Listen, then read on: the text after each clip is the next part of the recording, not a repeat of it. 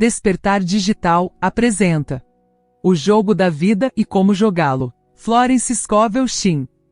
Bem-vindos a uma jornada transformadora através dos conhecimentos metafísicos deste livro. Vamos desvendar os segredos espirituais para dominar os desafios da vida e desbloquear seu potencial ilimitado. Se você está pronto para abraçar uma vida de abundância, alegria e realização, este livro é o seu melhor guia. Fique ligado até o final, onde você encontrará um tesouro de insights que podem revolucionar sua mentalidade e capacitá-lo a criar a realidade que você realmente merece. Lembre-se, a vida é um jogo, e com a orientação deste livro, você está destinado a ser não só um jogador, mas um mestre. Márcio Ayala. O Jogo da Vida e Como Jogá-lo. Florence Scovel Shinn. Capítulo 1. O Jogo. A maioria das pessoas consideram a vida uma batalha, mas não é uma batalha, é um jogo. É um jogo, entretanto, que não pode ser jogado com sucesso sem o conhecimento da lei espiritual. E o Antigo e o Novo Testamento bíblicos fornecem as regras do jogo com uma clareza maravilhosa. Jesus Cristo ensinou que tudo é um grande jogo de dar e receber. Tudo que o homem semear, isso também ceifará. Isso significa que tudo que o homem enviar por palavra ou ação, retornará a ele. O que ele dá, ele receberá. Se ele dá ódio, receberá ódio. Se ele dá amor, receberá amor. Se ele fizer críticas, receberá críticas. Se ele mentir, lhes mentirão. Se ele trair, será enganado. Aprendemos também que a faculdade da formação de imagens desempenha um papel importante no jogo da vida. Guarda teu coração, ou tua imaginação, com toda diligência, pois dele procedem as saídas da vida. Provérbios 4, 23. Isso significa que o que o homem imagina, mais cedo ou mais tarde é exteriorizado em seus negócios. Conheço um homem que temia certa doença. Era uma doença muito rara e difícil de contrair, mas ele a imaginou continuamente e leu sobre ela até que se manifestou em seu corpo, e ele morreu, vítima de sua imaginação negativa e distorcida. Portanto, vemos que para jogar com sucesso o jogo da vida, devemos treinar a faculdade de imaginação. Uma pessoa com uma faculdade de imaginação treinada para vislumbrar apenas o bem, traz para sua vida todos os desejos justos de seu coração. Saúde, riqueza, amor, amigos, autoexpressão e os ideais mais elevados. A imaginação tem sido chamada de a tesoura da mente, e está sempre rascunhando, dia após dia, as imagens que o homem ali vê, e mais cedo ou mais tarde, transbordará suas próprias criações em seu mundo exterior. Para treinar a imaginação com sucesso, o homem deve compreender o funcionamento de sua mente. Os gregos diziam, conhece-te a ti mesmo. Existem 3 departamentos da mente: o subconsciente, o consciente e o superconsciente. O subconsciente é simplesmente poder sem direção. É como vapor ou eletricidade, e faz o que é ordenado, não tem poder de indução. Tudo o que o homem sente profundamente, ou imagina com clareza, é impresso na mente subconsciente e executado nos mínimos detalhes. Por exemplo, uma mulher que conheço quando era criança, sempre fingia que era uma viúva. Ela se vestia com roupas pretas e usava um longo véu preto, e as pessoas a achavam muito inteligente e divertida por isso. Ela cresceu e se casou com um homem por quem estava profundamente apaixonada. Em pouco tempo ele morreu, e ela usou preto e um véu amplo por muitos anos. A imagem de si mesma como uma viúva foi impressa em sua mente subconsciente, e no devido tempo, a natureza resolveu entregar-lhe o que buscava, independentemente da destruição criada. A mente consciente é também chamada de mente mortal ou carnal. A mente consciente é a mente humana e ela vê a vida tal como parece ser. Ela vê morte, desastre, doença, pobreza e limitação de todo tipo, e com essas projeções impressiona o subconsciente. A mente supraconsciente é a mente de Deus, dentro de cada homem, e é o reino das ideias perfeitas. Nele está o padrão perfeito de que falava Platão, o desígnio divino, pois há um desígnio divino para cada pessoa. Há um lugar que você deve ocupar, e ninguém mais pode ocupar. Algo que você deve fazer, que ninguém mais pode fazer. Existe uma imagem perfeita disso na mente superconsciente. Ela geralmente surge na consciência, como um ideal inatingível, algo bom demais para ser verdade. Na realidade, é o verdadeiro destino, ou sina do homem, transmitido a ele pela inteligência infinita que está em seu interior. Muitas pessoas, no entanto, ignoram seus verdadeiros destinos e se esforçam por coisas e situações que não lhes pertencem, e que só trariam fracasso e insatisfação se fossem realmente alcançadas. Por exemplo, uma mulher veio até mim e me pediu para falar a palavra, que ela se casaria com um certo homem por quem ela estava muito apaixonada. Ela o chamava de AB. Eu respondi que isso seria uma violação da lei espiritual, mas que eu proferiria a palavra para que ela encontrasse o homem certo. Eu expliquei que ela devia confiar na seleção divina, e ela identificaria o homem que pertencia a ela por direito divino. Eu acrescentei: se a AB for o homem certo, você não pode perdê-lo, e se ele não for, você receberá seu equivalente. Ela via a AB com frequência, mas não houve progresso em sua amizade. Certa noite, ela telefonou e disse: sabe, na última semana, a B não me pareceu tão maravilhoso. Eu respondi: talvez ele não seja a seleção divina, talvez outro homem pode ser o certo. Logo depois, ela conheceu outro homem que se apaixonou por ela imediatamente e que disse que ela era o seu par ideal. Na verdade, ele disse todas as coisas que ela sempre desejou que a B dissesse a ela. Ela observou. Foi muito estranho. Ela logo retribuiu seu amor, e perdeu todo o interesse em AB. Isso mostra como funciona a lei da substituição. Uma ideia certa foi substituída por uma ideia anterior e errada, portanto, não houve perda ou sacrifício envolvido. Jesus Cristo disse: buscai primeiro o reino de Deus e sua justiça, e todas estas coisas vos serão acrescentadas. E ele disse que o reino está dentro de cada homem. Para esta abordagem, consideremos o reino como sendo o reino das ideias corretas, ou o padrão divino. Jesus Cristo ensinou que as palavras do homem desempenham um papel importante no jogo da vida. Por vossas palavras sois justificados, e por vossas palavras sois condenados. Muitas pessoas trouxeram desastres para suas vidas por meio de palavras vãs. Por exemplo, certa vez, uma mulher me perguntou por que sua vida agora era de pobreza e limitações. Antigamente ela tinha uma casa, estava cercada de coisas bonitas e tinha muito dinheiro. Descobrimos que ela muitas vezes se cansava da administração de sua casa e dizia repetidamente: estou farta e cansada das coisas, gostaria de morar em um barraco, e ela acrescentou: hoje estou morando naquele barraco. Ela mesma tinha falado várias vezes para si que preferia viver em um barraco. A mente subconsciente não tem senso de humor, ela acata seus desejos mais profundos e as pessoas costumam brincar com isso e colherem experiências infelizes. Por exemplo, uma mulher que tinha muito dinheiro brincava continuamente sobre se preparar para a casa dos pobres.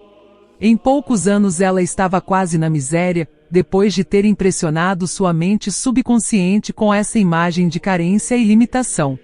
Felizmente, a lei funciona nos dois sentidos e uma situação de falta pode ser mudada para uma situação de abundância. Por exemplo, uma mulher veio até mim em um dia quente de verão para um tratamento para a prosperidade. Ela estava exausta, abatida e desanimada. Ela disse que possuía apenas $8 na vida. Eu disse: ótimo. Vamos abençoar os $8 e os multiplicá-los como Jesus Cristo multiplicou os pães e os peixes. Pois ele ensinou que todo homem tem o poder de abençoar e multiplicar, curar e prosperar. Ela disse: o que devo fazer a seguir? Respondi: siga sua intuição. Você tem um palpite de fazer alguma coisa ou ir a algum lugar? Intuição significa inspiração ou ser ensinado por dentro. É o guia infalível do homem, e tratarei mais detalhadamente de suas leis no próximo capítulo. A mulher respondeu: não sei, parece que tenho sim um palpite de ir para casa. Só tenho dinheiro suficiente para o transporte. Sua casa ficava em uma cidade distante e cheia de carências e limitações, e a mente racional, ou intelecto, teria dito: fique em Nova York, arrume um trabalho e ganhe algum dinheiro. Eu respondi: então vá para casa, nunca ignore uma intuição. Eu pronunciei as seguintes palavras para ela: Espírito infinito, abre o caminho para uma grande abundância para a senhora. Falei o nome dela. Ela é um imã irresistível para tudo que lhe pertence por direito divino. Eu disse a ela para repetir continuamente em sua mente seus maiores desejos. Ela foi para casa imediatamente.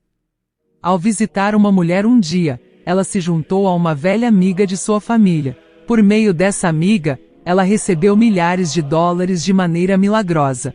Agora ela vive bem e me diz: conte às pessoas sobre a mulher que veio até você com $8 e um palpite.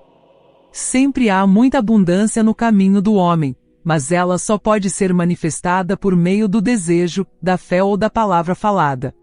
Jesus Cristo deixou claro que o homem deve dar o primeiro passo. Pede, e vos será dado. Buscai e achareis. Batei, e vos será aberto. Mateus 7:7. Nas Escrituras lemos: quanto às obras das minhas mãos, ordenai-me. A inteligência infinita que é Deus, está sempre pronta para atender às menores ou maiores demandas do homem. Todo desejo, expresso ou não expresso, é uma demanda. Muitas vezes ficamos surpresos por ter um desejo subitamente realizado. Por exemplo, certa Páscoa, depois de ver muitas lindas roseiras nas vitrines dos floricultores, desejei receber uma e por um instante, vi-a mentalmente sendo carregada pela porta. A Páscoa chegou e com ela uma linda roseira. Agradeci a minha amiga no dia seguinte, e disse-lhe que era exatamente o que eu queria. Ela respondeu: eu não te enviei uma roseira, eu te enviei lírios. O homem tinha misturado a ordem e me enviou uma roseira simplesmente porque eu havia colocado a lei em ação em minha mente, e senti que precisava de uma roseira. Nada se interpõe entre o homem e seus ideais mais elevados e todos os desejos de seu coração, exceto a dúvida e o medo. Quando o homem pode desejar sem se preocupar, todo desejo será imediatamente satisfeito pela conspiração do universo. Explicarei mais detalhadamente no capítulo seguinte a razão científica para isso, e o medo deve ser apagado da consciência. São inimigos do homem o medo da falta, o medo do fracasso, o medo da doença, o medo da perda e um sentimento de insegurança em algum plano. Jesus Cristo disse: por que temeis, homens de pouca fé? Mateus 8:26. Então podemos ver que devemos substituir o medo pela fé, pois o medo é apenas fé invertida, é fé no mal em vez do bem. O objetivo do jogo da vida é ver claramente o nosso bem e eliminar todas as imagens mentais do mal. Isso deve ser feito impressionando a mente subconsciente com a compreensão do bem. Um homem muito brilhante, que alcançou grande sucesso, disse-me que de repente apagou todo o medo de sua consciência ao ler um cartaz pendurado em uma sala. Ele viu impressa, em letras grandes, esta declaração: por que se preocupar? Provavelmente isso nunca vai acontecer. Essas palavras foram gravadas indelevelmente em seu subconsciente, e ele agora tem a firme convicção de que apenas o bem pode entrar em sua vida, portanto, apenas o bem pode se manifestar. No capítulo seguinte, tratarei dos diferentes métodos de impressionar a mente subconsciente. Ela é o servo fiel do homem, mas é preciso ter cuidado para dar-lhe as ordens exatas. O homem sempre tem um ouvinte silencioso ao seu lado, sua mente subconsciente. Cada pensamento, cada palavra é impressa nele e executada em detalhes surpreendentes. É como um cantor gravando um disco. Cada nota e tom da voz do cantor são registrados. Se ele tossir ou hesitar, isso também será registrado. Portanto, vamos quebrar todos os velhos registros ruins da mente subconsciente, os registros de nossas vidas que não desejamos manter, e fazer novos e belos registros. Fale estas palavras em voz alta, com poder e convicção. Eu agora destruo e aniquilo pela palavra expressa cada registro falso em minha mente subconsciente. Eles retornarão à pilha de poeira de sua insignificância nativa, pois vieram de minhas próprias vãs imaginações. Eu agora faço meus registros perfeitos através do Cristo interior. Os registros de saúde, riqueza, amor e perfeita autoexpressão. Esta é a quadratura da vida, o jogo pleno. Nos capítulos seguintes, mostrarei como o homem pode mudar suas condições mudando suas palavras. Qualquer homem que não conhece o poder da palavra, está em prejuízo. A vida e a morte estão no poder da língua. Provérbios 18, 21. O jogo da vida e como jogá-lo. Florence Scovel Shinn. Capítulo 2. A lei da prosperidade. Sim, o Todo-Poderoso será sua defesa e você prosperará.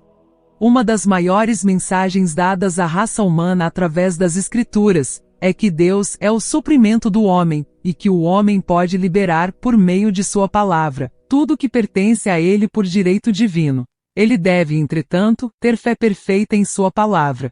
Isaías disse: Minha palavra não voltará para mim vazia, mas cumprirá para onde for enviada. Nós sabemos agora que palavras e pensamentos são uma força vibratória imensa, sempre moldando o corpo e todo o universo social. Uma mulher veio a mim em grande angústia e disse que precisava pagar judicialmente no dia 15 daquele mês cerca de $3.000. Ela não sabia como conseguir o dinheiro e estava desesperada. Eu disse a ela que Deus era seu suprimento, e que existe um suprimento para cada demanda humana. Então eu proferi a palavra. Disse que ela devia fixar em sua mente que iria receber os $3.000 na hora certa e da maneira correta. Eu disse que ela devia desenvolver uma fé perfeita e agir de acordo com essa fé perfeita. Chegou o dia 15, mas nenhum dinheiro se materializou. Ela me ligou e perguntou o que ela deveria fazer. Eu respondi: hoje é sábado, então eles não vão cobrá-la hoje. Sua parte é manter-se com o pensamento de prosperidade e autossuficiência, mostrando assim a fé perfeita de que você irá receber o valor na segunda-feira. Ela me pediu para almoçar com ela a fim de ajudá-la a manter sua coragem. Quando me juntei a ela em um restaurante, eu disse: não é hora de economizar. Peça um almoço caro, haja como se já tivesse recebido mais do que $3.000. Todas as coisas que pedirdes em oração crendo recebereis. Você deve agir como se já tivesse recebido. Na manhã seguinte ela me ligou e me pediu para ficar com ela durante o dia. Eu disse: não posso, mas você está divinamente protegida e Deus nunca tarda. À noite, ela voltou a telefonar, muito entusiasmada, e disse: minha querida, o milagre aconteceu. Eu estava sentada no meu quarto esta manhã, quando a campainha tocou. Eu disse à empregada: não deixe ninguém entrar. A empregada, entretanto, olhou pela janela e disse: é seu primo com uma longa barba branca. Então eu disse: chame-o de volta. Eu gostaria de vê-lo. Ele estava indo embora, já virando a esquina quando ouviu a voz da empregada e voltou. Ele falou por cerca de 1 hora, e quando estava saindo disse: a propósito, como estão as finanças? Eu contei a ele a situação e disse que precisava do dinheiro, e ele disse: ora minha querida, vou lhe dar $3.000, no primeiro dia do mês. Não quis lhe dizer que seria processada, caso não pagasse os $3.000 até o dia 15. O que eu devo fazer? Só o receberei no primeiro dia do mês, e preciso tê-lo amanhã. Eu disse: continuarei o tratamento. Então eu disse: o Espírito Infinito nunca tarda. Dou graças por ela ter recebido o dinheiro no plano invisível e por se manifestar na hora certa. Na manhã seguinte, seu primo ligou para ela e disse: venha ao meu escritório esta manhã e eu lhe darei o dinheiro. Naquela mesma tarde, ela tinha $3.000 em crédito no banco, e passou o cheque o mais rápido quanto sua empolgação permitiu. Se alguém pede sucesso e se prepara para o fracasso, obterá a situação para a qual se preparou. Por exemplo, um homem veio até mim pedindo-me para que proferisse a palavra para conseguir que uma certa dívida fosse liquidada. Descobri que ele gastava seu tempo planejando o que diria ao homem quando não pagasse sua conta, neutralizando assim minhas palavras de prosperidade. Ele deveria ter se visto, ter se imaginado pagando a dívida. Temos uma ilustração maravilhosa disso na Bíblia, relatando os 3 reis que estavam no deserto, sem água para seus homens e cavalos. Eles consultaram o profeta Eliseu, que lhes deu esta mensagem surpreendente. Assim diz o Senhor: não verá o vento, nem vereis a chuva, contudo as valas se encherão. O homem deve se preparar para o que pediu, mesmo quando não há o menor sinal disso à vista. Por exemplo, uma mulher achou necessário procurar apartamento durante o ano, no momento em que havia grande falta de apartamentos em Nova York. Era considerado quase impossível. Seus amigos ficaram com pena dela e disseram: é uma pena, você vai ter que guardar seus móveis e viver em um hotel. Ela respondeu: não precisam sentir pena de mim, sou vitoriosa e vou conseguir um apartamento. Então ela pronunciou as seguintes palavras: Espírito infinito, abra o caminho para o apartamento certo para mim. Ela sabia que havia um suprimento para cada demanda e que ela estava incondicionada, trabalhando no plano espiritual, e que um com Deus é a maioria. Ela havia pensado em comprar cobertores novos, quando o tentador, o pensamento adverso ou a mente racional sugeriu: não compre os cobertores, talvez afinal, você não consiga um apartamento, e não terá uso para eles. Ela prontamente respondeu, para si mesma: vou cavar minhas valas comprando os cobertores. Então ela se preparou para o apartamento, agiu como se já o tivesse. Ela encontrou um de forma milagrosa, e ele foi negociado por valores acessíveis com ela, embora houvesse mais de 200 outros candidatos. Os cobertores comprados quando ela nem mesmo possuía o apartamento mostraram sua fé em atividade. É desnecessário dizer que as valas cavadas pelos 3 reis no deserto foram cheias até transbordar. Leia 2 Reis. Entrar no balanço espiritual das coisas não é tarefa fácil para a pessoa comum. Os pensamentos adversos de dúvida e medo surgem do subconsciente. Estes pensamentos são como um exército dos alienígenas que deve ser posto para correr. Isso explica por que é frequentemente mais escuro antes do amanhecer. Uma grande demonstração geralmente é precedida de pensamentos atormentadores. Depois das trevas vem a luz. Tendo feito uma declaração de elevada verdade espiritual, a pessoa desafia as velhas crenças do subconsciente e o erro é exposto para ser expulso, extirpado. Este é o momento em que a pessoa deve fazer suas afirmações da verdade repetidamente, e se alegrar e agradecer por já ter recebido. Antes de chamar, eu responderei. Isso significa que todo dom bom e perfeito espera que o homem faça seu reconhecimento. O homem só pode receber aquilo que vê a si mesmo recebendo. Os filhos de Israel foram informados de que eles poderiam ter toda a terra que pudessem ver. Isso é verdade para todo homem. Cada homem tem apenas a terra que cabe dentro de sua própria visão mental. Toda grande obra, toda grande conquista, é manifestada pelo apego à visão, e muitas vezes, pouco antes da grande conquista, surge o fracasso e o desânimo aparentes. Os filhos de Israel, quando chegaram à terra prometida, ficaram com medo de entrar, pois disseram que ela estava cheia de gigantes, que os faziam sentir-se como gafanhotos. E lá nós vimos os gigantes e estavam à nossa vista como saltadores de grama. Essa é a experiência de quase todo homem. No entanto, aquele que conhece a lei espiritual, não é perturbado pela aparência e se alegra mesmo enquanto está no cativeiro. Ou seja, ele mantém sua visão e dá graças porque o fim será cumprido, ele receberá. Jesus Cristo deu um exemplo maravilhoso disso. Ele disse aos seus discípulos: não dizeis vós, ainda faltam 4 meses até a colheita. Eis que eu vos digo, levantai os olhos e vejam os campos, pois eles já estão maduros para a colheita. Sua visão clara ultrapassava o mundo da matéria, e ele via claramente o mundo em 4 dimensões, as coisas como realmente são, perfeitas e completas na mente divina. Portanto, o homem deve sempre ter a visão de fim da jornada e exigir a manifestação daquilo que já recebeu, seja sua perfeita saúde, amor, suprimento, expressão pessoal, casa ou amigos. Todas são ideias acabadas e perfeitas registradas na mente divina, a própria mente supraconsciente do homem, e devem vir por meio dele, não para ele.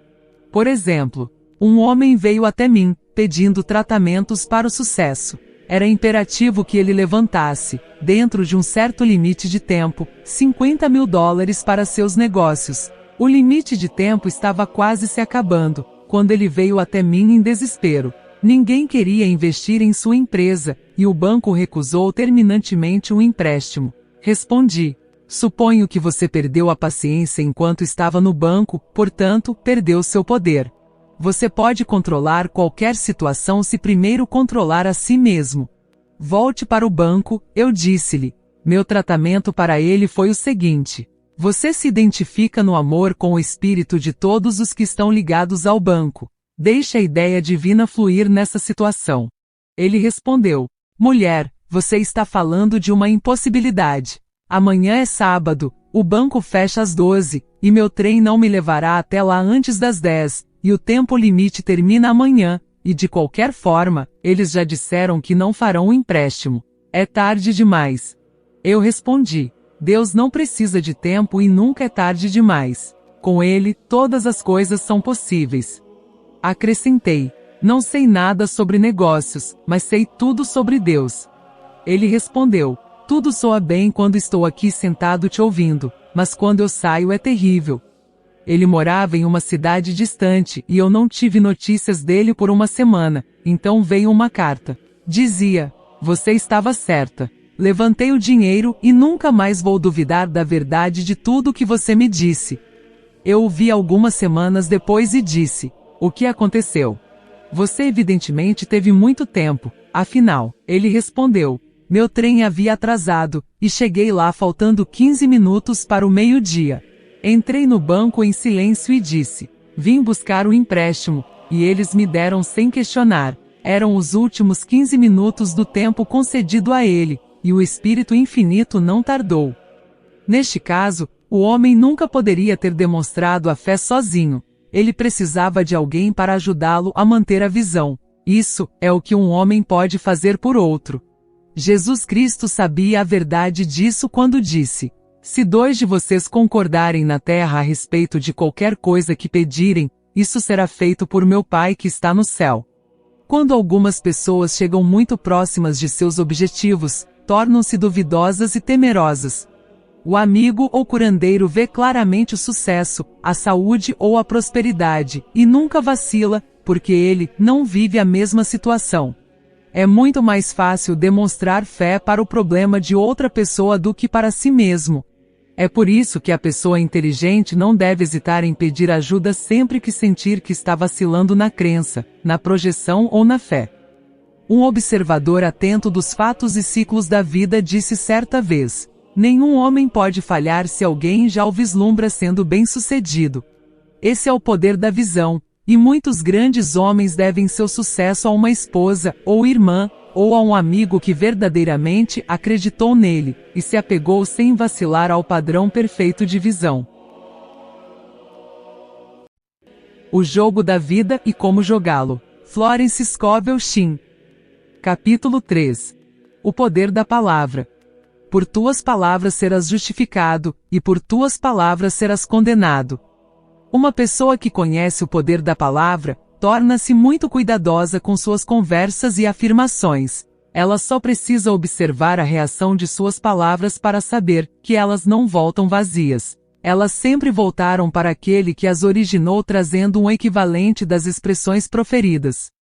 Por meio da palavra falada, o homem está continuamente fazendo leis para si mesmo.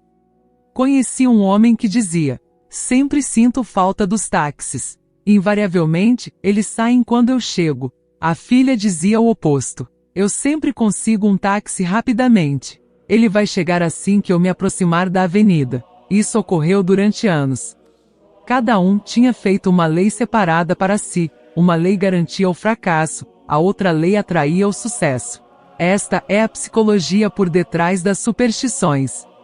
A ferradura ou o pé de coelho não contém força alguma em si mesmas, mas a palavra falada pelo homem e a crença de que tais objetos trarão boa sorte criam expectativas na mente subconsciente e, assim, atraem uma situação de sorte ao indivíduo. No entanto, afirmo que isso não funcionará quando o homem tiver avançado espiritualmente e conhecer uma lei superior.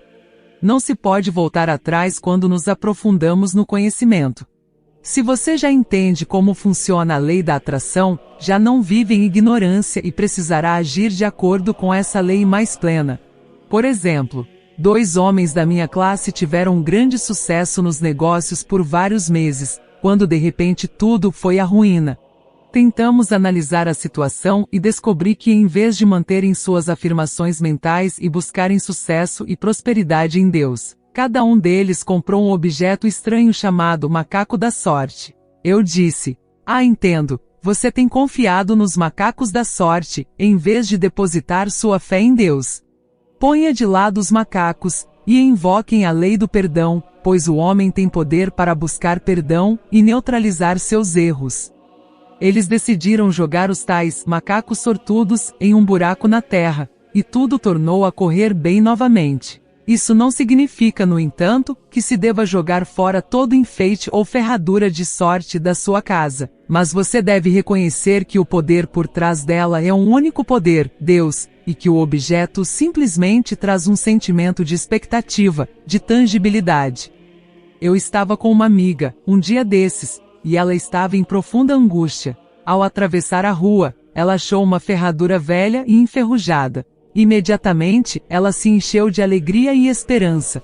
Ela disse que Deus lhe enviou aquela ferradura para manter sua coragem, num sinal. Essa foi a única coisa sentida e registrada em sua consciência. Sua esperança e desejo se tornou fé, e no final das contas, ela fez uma demonstração maravilhosa. Desejo deixar claro que os homens mencionados anteriormente dependiam dos macacos sozinhos, enquanto essa mulher reconhecia o poder existente por detrás da ferradura. No meu caso, demorei muito para abandonar a crença de que certas coisas traziam decepção. Se a coisa acontecesse, o desapontamento invariavelmente seguia. Descobri que a única maneira de fazer uma mudança no subconsciente era afirmando: não há 2 poderes. Existe apenas um poder, Deus. Portanto, não traz decepções, e isso significa uma surpresa feliz. Eu notei uma mudança imediata em minha atitude e surpresas felizes começaram a surgir em minha direção. Tenho uma amiga que disse que nada poderia induzi-la a passar por baixo de uma escada. Eu disse para ela: se você tem realmente medo, está depositando crença em 2 poderes, no bem e no mal, em vez de depositar sua fé apenas em um.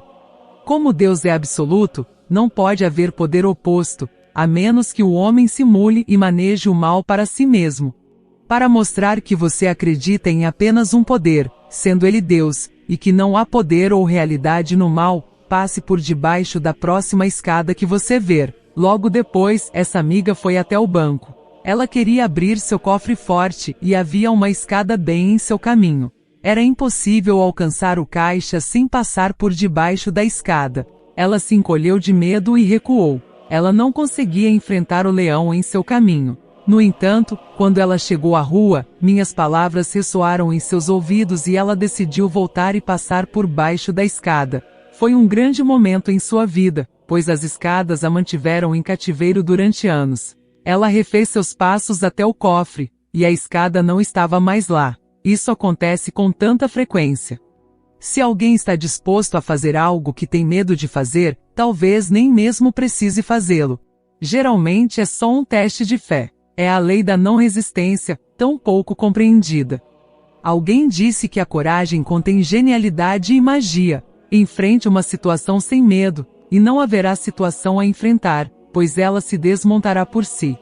A explicação que tenho é que o medo atraiu a escada no caminho da mulher e o destemor a removeu. Assim, as forças invisíveis estão sempre trabalhando para o homem que está sempre mexendo os pauzinhos, embora você não veja disso.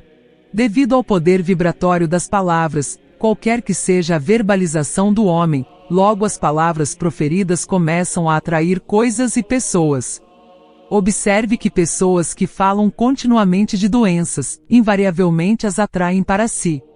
Depois que o homem conhece a verdade, ele não pode ser desatento com suas palavras. Por exemplo, tenho uma amiga que costuma dizer ao telefone: venha me ver, e teremos um bate-papo à moda antiga. Este bate-papo à moda antiga significa 1 hora de monólogo com cerca de 500 a 1000 palavras destrutivas, sendo os tópicos principais da abordagem: perda, fracasso, escassez e doença. Eu respondo sempre: não, obrigado. Já tive conversas antiquadas suficientes em minha vida. São muito caras.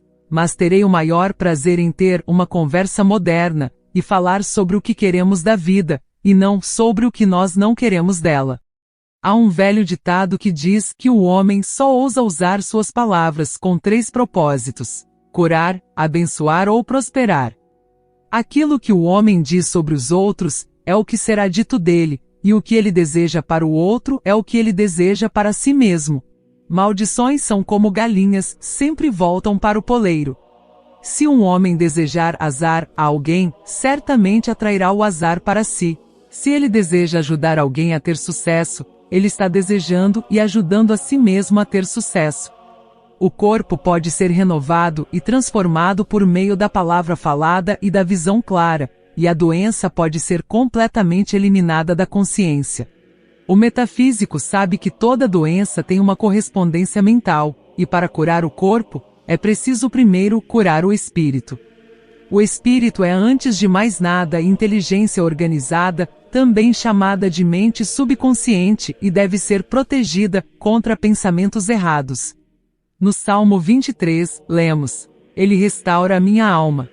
Isso significa que a mente subconsciente deve ser restaurada com as ideias certas, e o casamento espiritual é o enlace do corpo e do espírito, ou em outras palavras, da mente subconsciente com a mente superconsciente. Ambas devem ser apenas uma.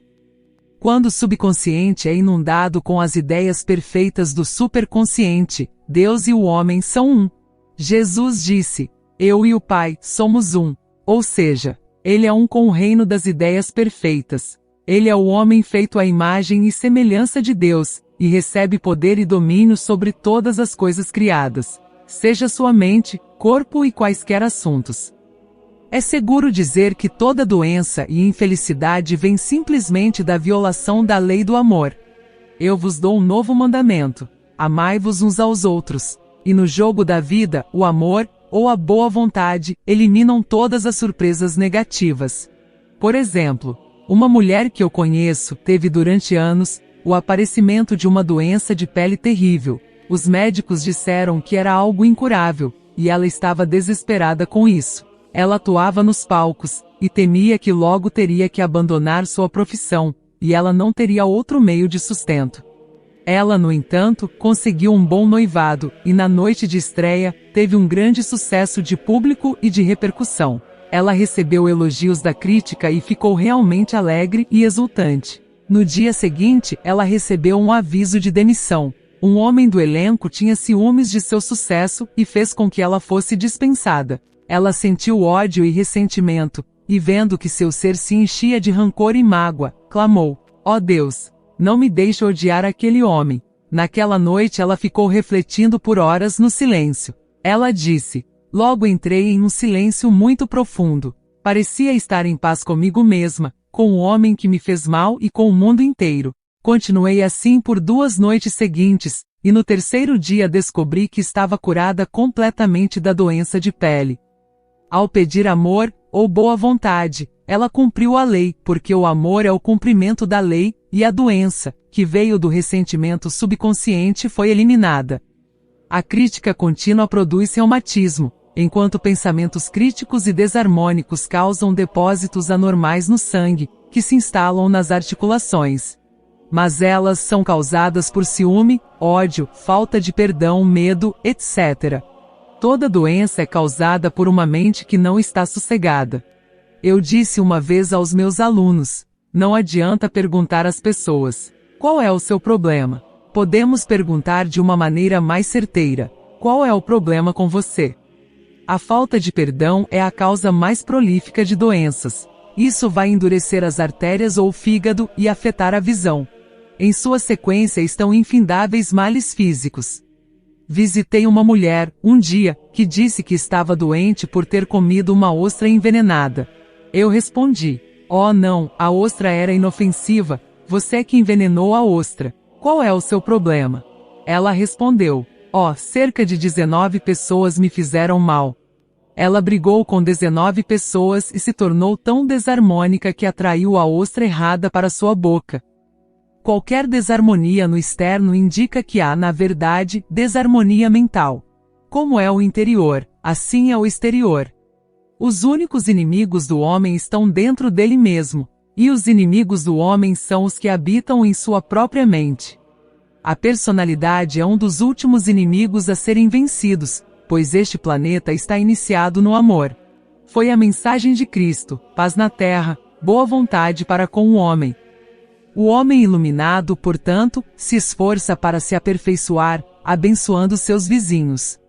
Seu trabalho é consigo mesmo, para enviar boa vontade e bênçãos a todos os homens, e o que é maravilhoso é que se alguém abençoa um indivíduo, não tem poder para prejudicá-lo. Por exemplo, um homem veio até mim, pedindo para ajudá-lo a ter sucesso nos negócios. Ele estava vendendo máquinas, e o rival apareceu em cena com o que ele proclamava ser uma máquina melhor, e meu amigo temia o fracasso. Eu disse a ele: em primeiro lugar, devemos acabar com todo o medo e saber que Deus protege os seus interesses. Ou seja, a máquina certa será vendida, pelo homem certo, para a pessoa que precisa dela. E acrescentei: não tenha um pensamento crítico em relação ao concorrente. Abençoe o dia todo e esteja disposto a não vender sua máquina, se não for a vontade divina. Então ele foi à reunião, sem medo e sem resistência, e abençoou o outro homem. Ele disse que o resultado foi notável. A máquina do rival recusou-se a funcionar, e ele vendeu a sua, sem a menor dificuldade. Mas eu vos digo: amai vossos inimigos, abençoai os que vos amaldiçoam, fazei o bem aos que vos odeiam, e rezai por aqueles que vos usam e vos perseguem maldosamente. A boa vontade produz uma grande aura de proteção sobre aquele que a emite, e nenhuma arma forjada contra a boa vontade prosperará. Em outras palavras, o amor e a boa vontade destroem os inimigos consigo mesmo, portanto, nenhum inimigo externo existe. Há paz na terra para quem envia boa vontade ao homem. O jogo da vida e como jogá-lo. Florence Scovel Shinn. Capítulo 4. A lei da não resistência. Resistir não ao mal, não ser vencido do mal, mas vencer o mal com o bem. Nada na Terra pode resistir a uma pessoa absolutamente não resistente. Os chineses dizem que a água é o elemento mais poderoso, porque ela é perfeitamente não resistente. Assim, ela pode desgastar uma rocha e varrer tudo que está à sua frente. Jesus Cristo disse: não resista ao mal, pois ele sabia que na realidade não existe mal, portanto não há nada para resistir. O mal surge da crença e projeção vã do homem ou da fé em dois poderes, no bem e no mal. Existe uma velha lenda que Adão e Eva comeram de maia, que era a árvore da ilusão, e viram dois poderes em vez de um, que era Deus. Portanto, o mal é uma falsa lei que o homem fez para si mesmo, por meio do equivocado exercício da mente ou do sono do espírito. Sono do espírito significa que a alma do homem foi hipnotizada pela crença da raça, do pecado, doença e morte, etc., que é o pensamento carnal ou mortal. E seus assuntos superaram suas ilusões. Já lemos no capítulo anterior que o espírito do homem é sua mente subconsciente, e tudo o que ele sente profundamente, seja bom ou mal, é descrito por aquele servo fiel, mente subconsciente. Seu corpo e seus assuntos mostram o que ele tem imaginado. Assim, vemos que o doente retratou a própria doença, o pobre projetou sua pobreza, o rico atraiu sua riqueza. As pessoas costumam dizer: por que uma criança atrai doenças, se é muito jovem para saber? O que isso significa? Eu respondo que os filhos são sensíveis e receptivos aos pensamentos dos outros sobre eles e muitas vezes expressam os temores dos seus pais. Certa vez, ouvi um metafísico dizer: se você mesmo não administrar sua mente subconsciente, outra pessoa a administrará por você. As mães muitas vezes inconscientemente atraem doenças e desastres para seus filhos, mantendo-os continuamente em pensamentos de medo e observando os sintomas que se manifestam. Por exemplo, um amigo perguntou a uma mulher se sua filha tinha contraído sarampo. Ela respondeu prontamente: ainda não. Isso implicava que ela esperava a doença e, portanto, preparava o caminho para o que não queria para si mesma, nem para o filho. No entanto, o homem que está centrado e estabelecido no pensamento correto, o homem que envia apenas boa vontade ao seu próximo e que não tem medo, não pode ser tocado ou influenciado pelos pensamentos negativos dos outros. Na verdade, ele poderia então receber apenas bons pensamentos, pois ele mesmo envia apenas bons pensamentos. A resistência é o inferno, pois coloca o homem em um estado de tormento. O metafísico uma vez me deu uma receita maravilhosa para tirar cada truque do jogo da vida, é o acme da não resistência. Ele a me deu desta maneira. Em um momento de minha vida, batizei crianças, e é claro, elas tinham muitos nomes. Agora eu não batizo mais crianças, mas batizo eventos, mas dou a cada evento o mesmo nome. Se tem um fracasso, batizo-o de sucesso, em nome do Pai, do Filho e do Espírito Santo. Nisso, vemos a grande lei da transmutação fundada na não resistência. Por meio de sua palavra falada, todo fracasso pode ser transmutado em sucesso. Por exemplo, uma mulher que precisava de dinheiro e que conhecia a lei espiritual da opulência, foi sócia de um homem que a fazia se sentir muito pobre. Ele falava de escassez e de limitações e ela começou a se incomodar com seus pensamentos de pobreza. Então, ela desgostou-se dele e o culpou por seu fracasso. Ela sabia que, para mudar o cenário, ela deveria primeiro sentir que havia prosperado. Um sentimento de opulência deveria preceder sua manifestação. Um dia, ocorreu-lhe que estava resistindo à situação e vendo dois poderes em vez de apenas um. Então ela abençoou o homem e considerou a situação presente como sendo de sucesso. Ela afirmou: como só há um poder que é Deus, este homem está aqui para o meu bem e minha prosperidade, exatamente o que ele parecia fazer ali. Logo depois ela conheceu, através deste homem, uma mulher que lhe deu por um serviço prestado vários milhares de dólares. E o sócio mudou-se para uma cidade distante e desapareceu harmoniosamente de sua vida. Destaco essa importante declaração: cada homem é um elo de ouro na corrente do meu bem, pois todos os homens são deuses em manifestação, aguardando a oportunidade dada pelo próprio homem, de servir ao plano divino de sua vida. Abençoe seu inimigo, e você roubará sua munição. Suas flechas serão transmutadas em bênçãos. Esta lei é verdadeira tanto para as nações quanto para os indivíduos. Abençoe uma nação, envie amor e boa vontade a cada habitante, e ela será privada de seu poder de causar danos. O homem só pode ter a ideia certa de não resistência por meio da compreensão espiritual. Meus alunos costumam dizer: não quero ser um tapete de porta. Eu respondo: quando você usa a não resistência com sabedoria, ninguém será capaz de pisar em você. Outro exemplo. Um dia eu estava esperando impacientemente um importante telefonema. Resisti a todas as ligações que recebi e não fiz nenhuma ligação, raciocinando que eu poderia acabar perdendo a chamada se estivesse com o telefone ocupado. Eu deveria ter dito: as ideias divinas nunca entram em conflito, o chamado telefônico virá na hora certa, deixando para a inteligência infinita organizar o processo. Meu erro foi começar a administrar as coisas sozinha. Tornei a batalha apenas minha, não de Deus. Permaneci tensa e ansiosa. O telefone não tocou por cerca de 1 hora, e quando olhei para o telefone, descobri que ele estava desligado há muito tempo. Minha ansiedade, medo e crença na interferência provocaram um curto-circuito total no telefone. Percebendo o que havia feito, comecei a abençoar a situação imediatamente, fixei em minha mente que teria sucesso, e afirmei: não posso perder nenhuma ligação que me pertença por direito divino. Estou sob a graça, e não sob a lei. Uma amiga correu para o telefone mais próximo que encontrou, para notificar a empresa de telefonia para que pudessem me reconectar. Ela entrou em uma mercearia lotada, mas o proprietário deixou seus clientes e atendeu ele mesmo a chamada. Meu telefone foi conectado imediatamente, e 2 minutos depois, recebi uma ligação muito importante, aquela que eu estava esperando há horas. Grandes navios chegam por um mar calmo. Enquanto o homem resistir a uma situação, ele ainda a terá com ele. Se ele fugir dela, ela correrá atrás dele. Por exemplo, um dia repeti essa afirmação para uma mulher, e ela me respondeu: que grande verdade! Eu era infeliz em casa, não gostava de minha mãe, que era crítica e dominadora, então fugi e me casei. Mas me casei com minha mãe, pois meu marido era exatamente como minha mãe, e eu tinha de enfrentar a mesmíssima situação novamente. Aceitar teu adversário ou adversidade é a chave da vitória. Isso significa concordar em alguma proporção que a situação adversa é boa e não ser perturbado por ela.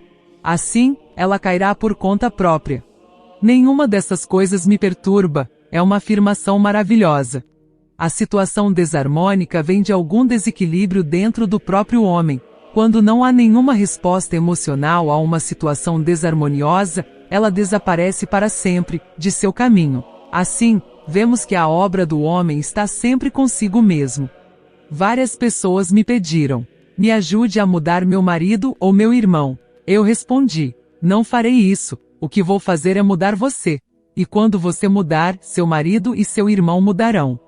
Uma de minhas alunas tinha o hábito de mentir. Eu disse a ela que era um método de fracasso e se ela mentisse, mentiria para si mesma. Ela respondeu: eu não me importo, não posso viver sem mentir. Um dia ela estava falando ao telefone com um homem por quem estava muito apaixonada. Ela se virou para mim e disse: não confio nele, sei que ele está mentindo para mim. Eu respondi: bem, você vive mentindo, então alguém também tem que mentir para você, pois é uma lei eterna, e será exatamente a pessoa de quem você deseja saber a verdade. Algum tempo depois, eu a encontrei novamente e ela disse: estou curada de mentir. Eu questionei: o que te curou?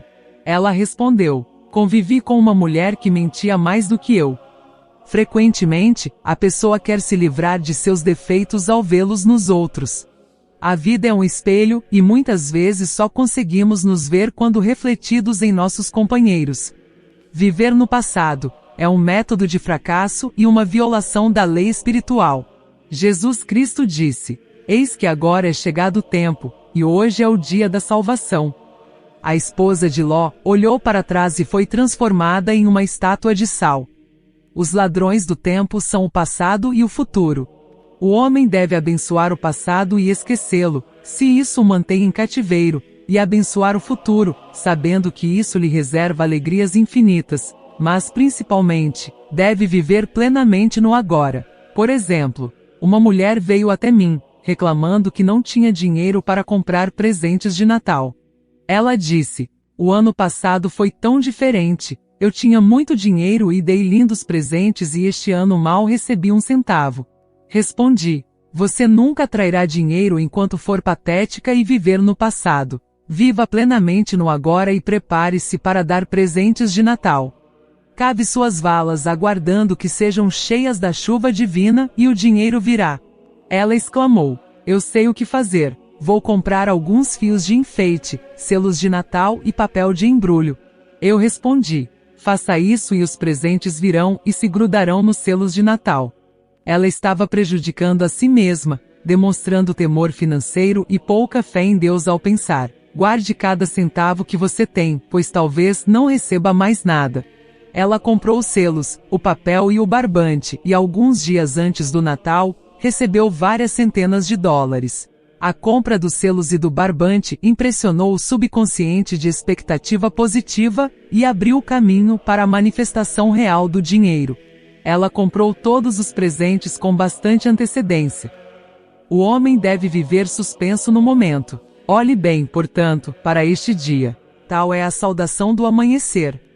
Devemos estar espiritualmente alertas, sempre aguardando a orientação divina, aproveitando todas as oportunidades. Um dia, eu disse contínua e silenciosamente: Espírito infinito, não me deixe perder uma oportunidade, e algo muito importante me foi dito naquela noite. É muito necessário começar o dia com as palavras certas. Faça uma afirmação imediatamente ao acordar. Por exemplo: seja feita a tua vontade hoje. Hoje é um dia conclusivo, eu dou graças por este dia perfeito, e os milagres seguirão milagres e as maravilhas nunca cessarão. Faça disso um hábito, e você verá maravilhas e milagres acontecendo em sua vida. Certa manhã, peguei um livro e li. Olhe com admiração para o que está diante de ti. Parecia ser a minha mensagem do dia, por isso repeti várias vezes. Olhe com admiração para o que está diante de ti. Por volta do meio-dia, uma grande quantia em dinheiro foi dada a mim, que eu desejava para um determinado propósito. No capítulo seguinte, darei as afirmações que considero mais eficazes sobre este tema. No entanto, nunca use uma afirmação a menos que seja absolutamente satisfatória e convincente para sua própria consciência, pois equivocadamente muitas vezes uma afirmação é mudada para se adequar a pessoas diferentes. Por exemplo, a seguinte expressão trouxe sucesso para muitos. Eu tenho um trabalho maravilhoso, de uma forma maravilhosa, presto um serviço maravilhoso, por uma remuneração maravilhosa. Dei este exemplo a uma de minhas alunas e ela acrescentou 2 últimas linhas ao texto. É uma declaração muito poderosa, já que sempre deve haver um pagamento perfeito por um serviço perfeito, e uma rima penetra facilmente no subconsciente. Ela começou a declamá-la em voz alta e logo recebeu um trabalho maravilhoso de uma maneira maravilhosa, e prestou um serviço maravilhoso por um pagamento maravilhoso.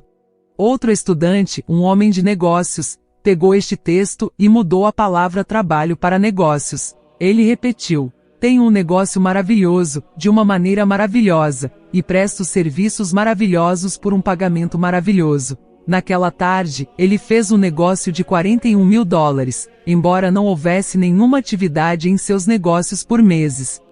Cada afirmação deve ser cuidadosamente formulada e cobrir o terreno completamente. Por exemplo, conheci uma mulher que estava muito necessitada e pediu trabalho. Ela recebeu muito trabalho, mas nunca recebeu nada em troca. Ela agora sabe acrescentar ao seu desejo e afirmações. Tenho um serviço maravilhoso por um pagamento maravilhoso. É direito divino do homem ter fartura, mais do que o suficiente. Seus celeiros devem estar cheios e sua xícara deve transbordar. Esta é a ideia de Deus para o homem, e quando o homem quebrar as barreiras de escassez de sua própria consciência, a era do ouro será toda sua, e todos os desejos justos de seu coração serão realizados. O jogo da vida e como jogá-lo. Florence Scovel Shinn. Capítulo 5. A lei do karma e a lei do perdão. O homem recebe na vida somente aquilo que ele dá. O jogo da vida de que trato aqui é um jogo de bumerangues. Os pensamentos, ações e palavras do homem retornam a ele mais cedo ou mais tarde, com uma precisão surpreendente. Esta é a lei do karma, que em sânscrito significa retorno. Tudo que o homem semear, isso também ceifará. Disse Jesus Cristo. Por exemplo, uma amiga me contou uma história pessoal, ilustrando tal lei.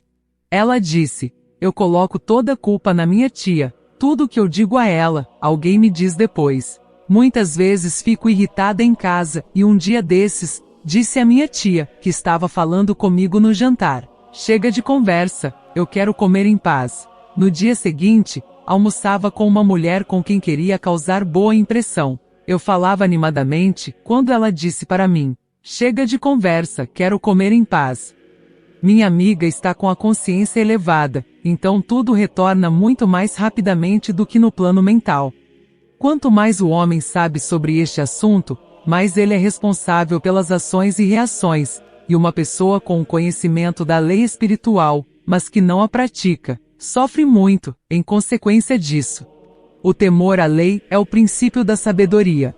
Se lermos a palavra Senhor, lei, compreenderemos muitas passagens bíblicas com mais clareza. A vingança é minha, eu o retribuirei, diz o Senhor. É a lei que traz a vingança, não Deus.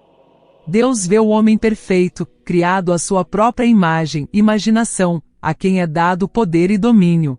Esta é a ideia perfeita do homem, registrada na mente divina, esperando o reconhecimento do homem, pois o homem só pode ser o que ele acredita ser, e somente alcançará o que ele mesmo consiga vislumbrar. Nada nunca acontece sem um observador é um ditado antigo. Pense nisso. O homem vê primeiro seu fracasso ou sucesso, sua alegria ou tristeza, antes que isso se torne visível. Essas coisas acontecem a partir das cenas definidas em sua própria imaginação. Observamos isso naquela mãe imaginando doenças para seu filho, ou uma mulher que vê sucesso para seu marido. Jesus Cristo disse: "E conhecereis a verdade e a verdade vos libertará." Portanto, vemos que a liberdade, de todas as condições infelizes, chegam por meio do conhecimento da lei espiritual. A obediência precede a autoridade, e a lei atende ao homem quando ele obedece à lei. A lei da eletricidade deve ser obedecida antes de se tornar serva do homem. Quando manuseada com ignorância, ela torna-se o inimigo mortal do homem. O mesmo acontece com as leis da mente. Por exemplo, uma mulher com uma grande força de vontade gostaria de ter uma casa que pertencia a um conhecido e muitas vezes fazia imagens mentais de si mesma morando naquela casa. Com o passar do tempo, o homem morreu e ela se mudou para tal casa. Vários anos depois, adquirindo conhecimento da lei espiritual, ela me disse: "Você acha que eu tive algo a ver com a morte daquele homem?" Eu respondi: "Sim. Seu desejo era tão forte, que tomou o lugar dele, mas você pagou um preço muito alto. Seu marido, a quem você amava com devoção, morreu logo depois, e a casa tornou-se imensa e sem propósito em suas mãos, por anos. O dono original, entretanto, não poderia ter sido afetado por seus pensamentos se ele tivesse sido positivo na verdade. Nem seu marido teria sido afetado, mas ambos estavam sob a lei do retorno.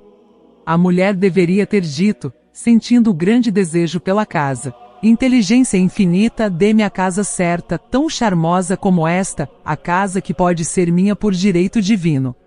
A seleção divina teria dado satisfação perfeita à mulher e trazido bem a todos. O padrão divino é o único padrão seguro pelo qual podemos trabalhar. O desejo é uma força tremenda e deve ser direcionado para os canais certos, ou o caos se instalará. Se você exerce um desejo injusto, a balança do universo compensará retornando tais efeitos em sua vida. Na demonstração, o passo mais importante é o primeiro: perguntar corretamente. O homem deve sempre exigir apenas o que é seu por direito divino. Se a mulher tivesse tomado a seguinte atitude: "Se esta casa que desejo pode ser minha, eu não posso perdê-la, mas se não for para mim, dê-me o seu equivalente."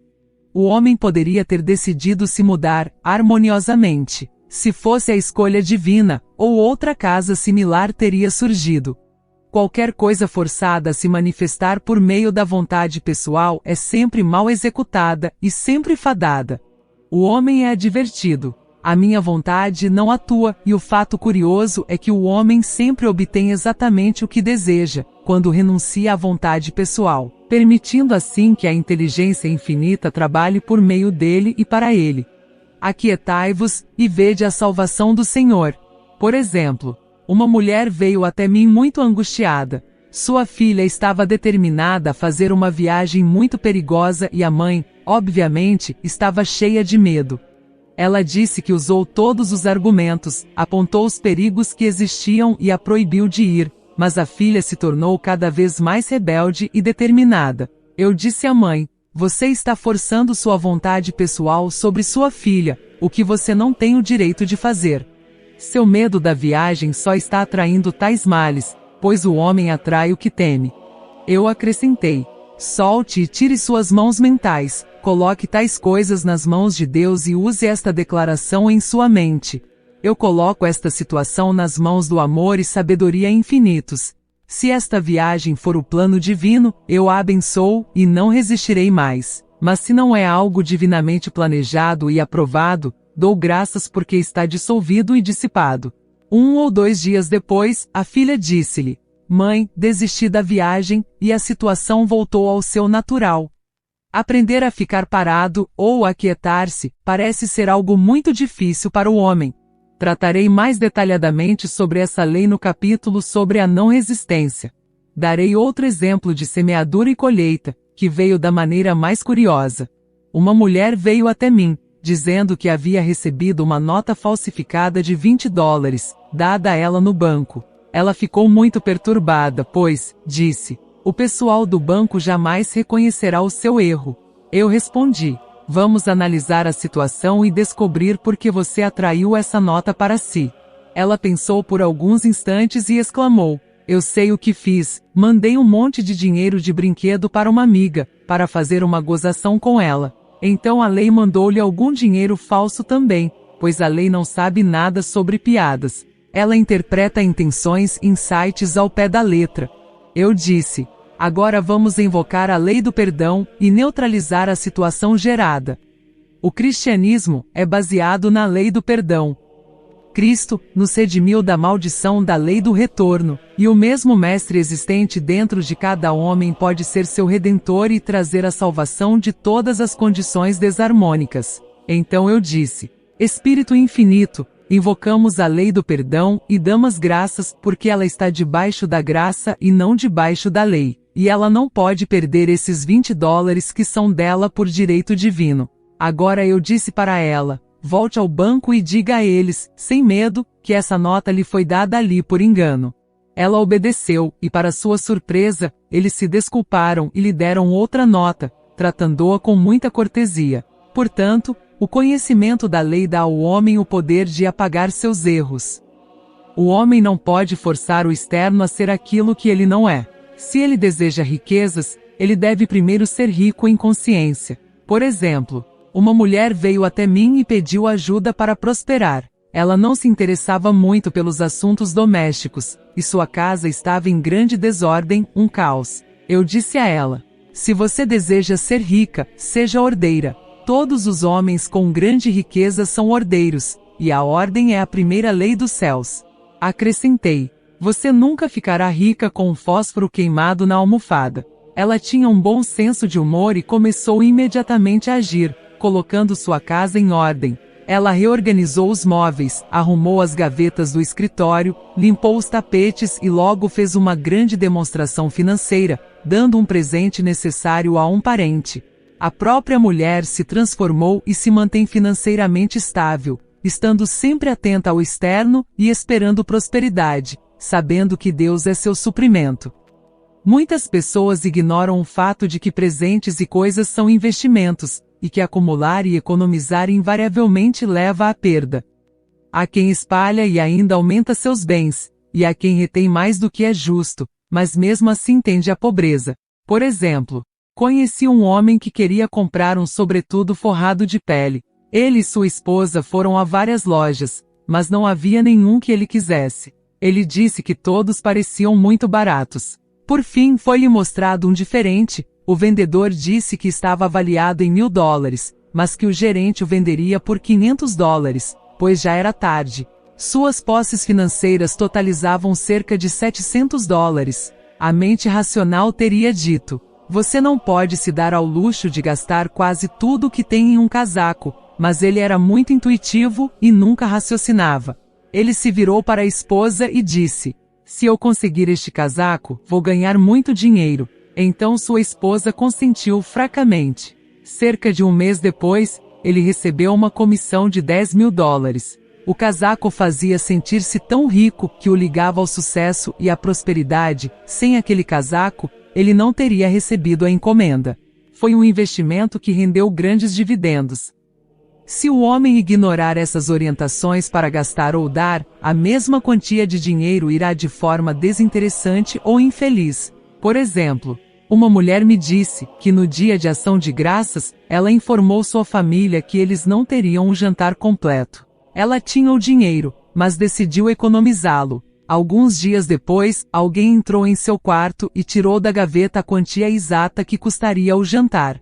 A lei do retorno sempre se afasta do homem que gasta sem medo, usando de sabedoria. Por exemplo, um dos meus alunos estava fazendo compras com seu sobrinho. A criança clamou por um brinquedo, e ele disse que não tinha o dinheiro para comprá-lo. Ele percebeu de repente que estava procurando escassez e carência e não reconhecia Deus como seu suprimento. Então ela comprou o brinquedo e, a caminho de casa, achou um pacote na rua com a quantia exata de dinheiro que pagou pelo item. O suprimento do homem é inesgotável e infalível quando ele se demonstra totalmente confiante, mas a fé ou a confiança deve preceder a demonstração. De acordo com a sua fé, que se faça a você.